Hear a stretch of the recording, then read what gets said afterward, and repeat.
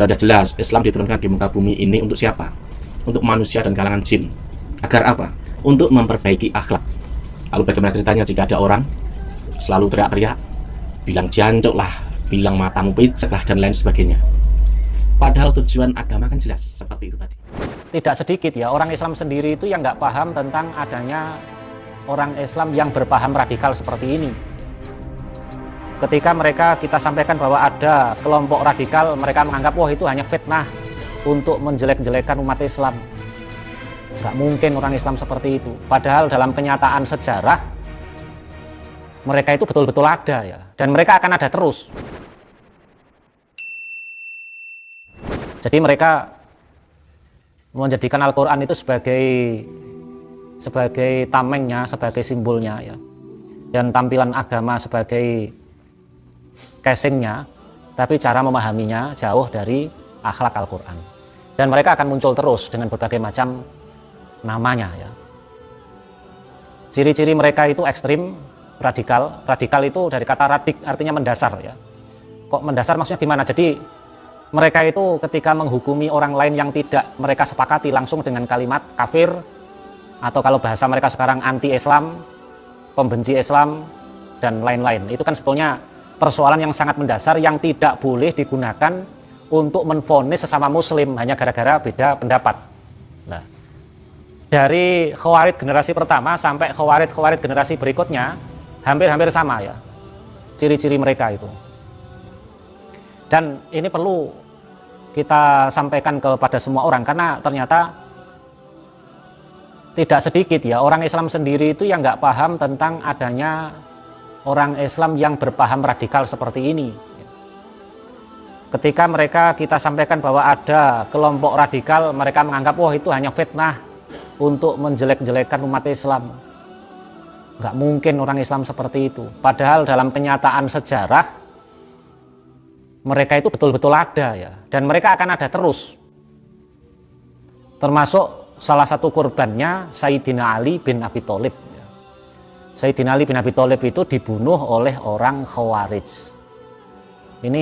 Ini harus kita sampaikan kepada banyak orang agar orang masyarakat luas itu waspada dengan munculnya paham-paham seperti ini. Dan yang kedua, agar masyarakat tidak tertular virus ekstrim seperti ini, karena ini membahayakan sekali ya. Membahayakan. Yang membunuh Ali bin Abi Thalib itu bukan orang kafir ya, tapi orang Islam, mengamalkan ibadah ya. Bahkan hafal Quran ya. Abdurrahman bin Muljam itu orang Khawarij yang membunuh Sayyidina Ali itu. Jadi Abdurrahman bin Muljam itu sejarah kehidupannya itu hafizul Quran, hafal Quran. Shaimun bin nahar, kalau siang rajin puasa sunnah. Qaimun bil lail, kalau malam rajin sholat malam. Tapi cara memahami dan meyakini agama Islam itu salah ya. Melampaui batas, sehingga Ali bin Abi Thalib pun dibunuh oleh dia, dan ia membunuh Ali bin Abi Thalib itu merasa sedang membela agama. Lah, inilah yang namanya radikal, dan radikal semacam ini akan ada terus ya. Akan ada terus dengan berbagai macam nama. Kalau nama bisa berubah-ubah, tapi ada sifat-sifat yang sama mereka itu dari satu generasi ke generasi berikutnya. Dan ini yang harus diwaspadai ya. Ya, seringkali orang-orang awam itu menganggap adanya Islam radikal itu hanya sebuah fitnah ya. Bahkan mereka mesti membandingkan, lah itu orang-orang non-Islam kok dibiarkan aja loh. Beda lagi urusannya ya. Kita membahas bahayanya umat Islam yang berpaham radikal bukan berarti kita ini sedang membenarkan agama selain Islam, tidak. Atau bukan berarti kita sedang menghina orang Islam sendiri, tidak. Tapi kita dalam rangka membersihkan umat Islam ini dari penyakit ya. Penyakit itu yang sudah masuk di dalam tubuh umat Islam. Penyakit ketika sudah masuk ke dalam tubuh itu ya harus segera dibersihkan. Kalau tidak, nanti tubuh itu akan hancur ya. Kalau orang Islam yang radikal ini dibiarkan hidup seenaknya di dalam tubuh umat Islam, yang hancur ini nanti umat Islam keseluruhan ya. Bahkan agama Islam nanti akan tercitrakan buruk. Paling tidak konflik horizontal antar manusia itu juga akan mudah terjadi, dan itu sudah terjadi di beberapa negara-negara lain. Dan orang itu kalau sudah tersulut pemahaman Islam yang ekstrim, itu sulit untuk dikendalikan ya. Sulit karena apa? Ia bergerak itu merasa sedang beribadah pada Allah. Ia membunuh orang merasa sedang beribadah. Ia mengkafirkan orang lain merasa sedang menjadi hakim untuk menvonis orang lain. Ini kan fatal sekali ya, fatal. Nanti akibatnya kacau ya. Peperangan akan terus terjadi. Dan itu naudzubillah min dzalik, kalau sudah ada konflik horizontal, wah itu bahaya sekali. Urusan sosial, urusan bernegara, sampai urusan akhirat akan menjadi fatal urusannya ya. Menumpahkan darah seorang muslim ya, itu kan resiko akhiratnya itu sangat berat. Sementara negara-negara yang sudah terjangkiti kelompok Islam radikal, darah itu akan mudah tertumpahkan ya. Darah akan mudah tertumpahkan dan bahaya sekali ya.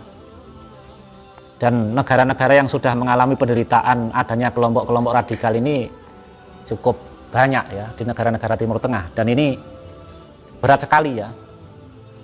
Biasanya orang terjangkiti kelompok radikal itu macam-macam.